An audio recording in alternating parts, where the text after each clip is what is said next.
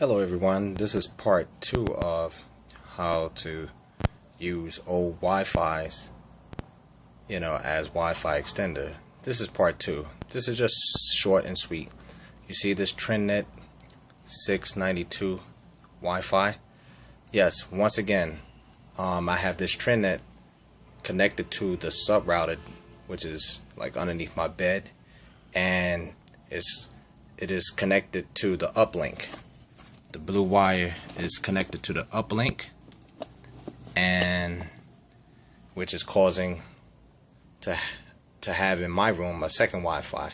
Now the signal strength, in my son's room, which is the room next door behind this metal wall here, he has Wi-Fi now, and his signal strength is good. So my computer, which is here, can use both Wi-Fi, via TrendNet 652. The signal strength is at 100%, or I can use the Ethernet, which is already connected in the back. The Ethernet, which is the gray wire hooked up in the back of the computer. I have the same setup like that in my son's room. I'm gonna show you, for example. Yes, this is my son's computer. Right here is the wireless adapter that I have hooked up. Just like in my room, it has the wireless adapter, but it's in the closed boxed in type of computer. But in the back, I have the same setup. I have the same setup in the back, which is this blue wire here.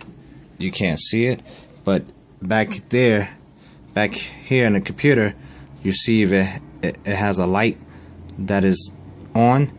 That means I have internet connection on my son's computer. Same situation like in my room. For example, like the video I had showed previously, I have this wire going into my room down underneath my bed, which is the sublink router, just like the part 1 video that I showed you how is hooked up to the sub router in my living room.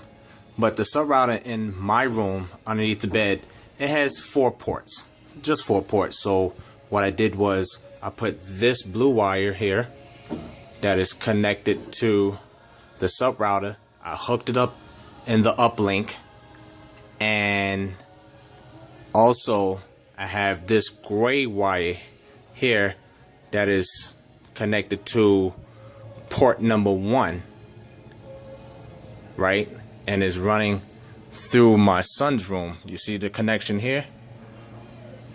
Yeah, that's why it's like makeshift.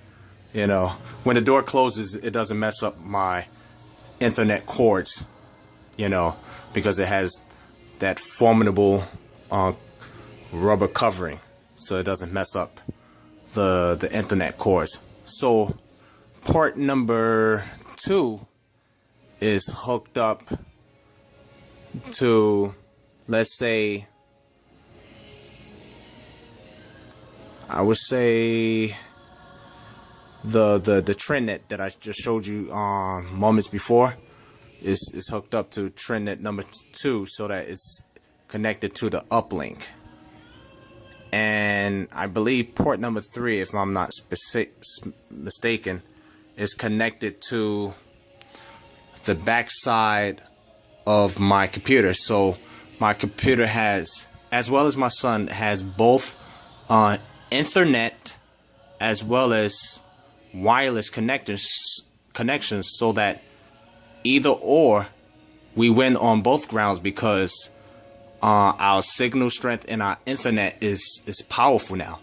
So we don't have to worry about any buffering when we're looking at, let's say, Netflix, YouTube, or anything that is video pertaining.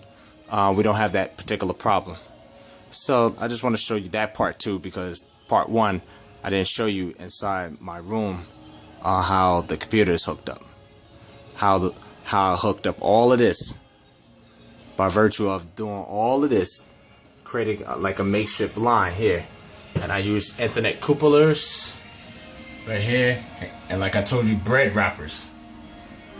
You see, bread wrappers, part in the darkness. It's all connected. Here's the Ethernet. That's from an old telephone line. We use the Time Warner cable now. We use the this is the Time Warner now. Right here, to the Ethernet. You know, using the cable cords, I put bread wrappers. Just simple. And it's connected like that. And here's the other Wi-Fi that I had showed you that is hooked up to this sub router. And now this is open to anyone, just like in my room is open up to anyone. You understand? And how the setup is hooked up. It's pretty much the same way. So that in my room I have Ethernet, I have Wi-Fi connections too. But it's a different IP address. Same idea here. And I have the links, the sub router connected to this. Excuse me. This links Wi-Fi. So right now I'm watching Vivo, which is on the Xbox 360, and Vivo is hooked up with the second line here back into the Xbox 360. So I created today a Vivo account. So right now I'm watching gospel music, watching Smokey Norfolk.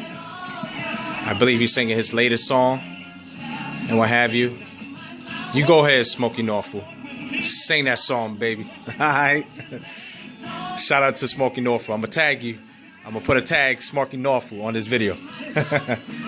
Right now I'm about to turn on the home computer. It's hooked up to this uplink. It's coming from this cable here to this uplink. And port number 1 is hooked up to the computer. Port number 2 is hooked up to the Xbox. Like the previous video, I'll show you the red, which is port 3 or 4, is hooked up to the sub router, which is this gray wire. It's red. You could actually say it's red and gray. It's hooked up to the uplink, and like I said, the gray one is run all throughout the house so that we can have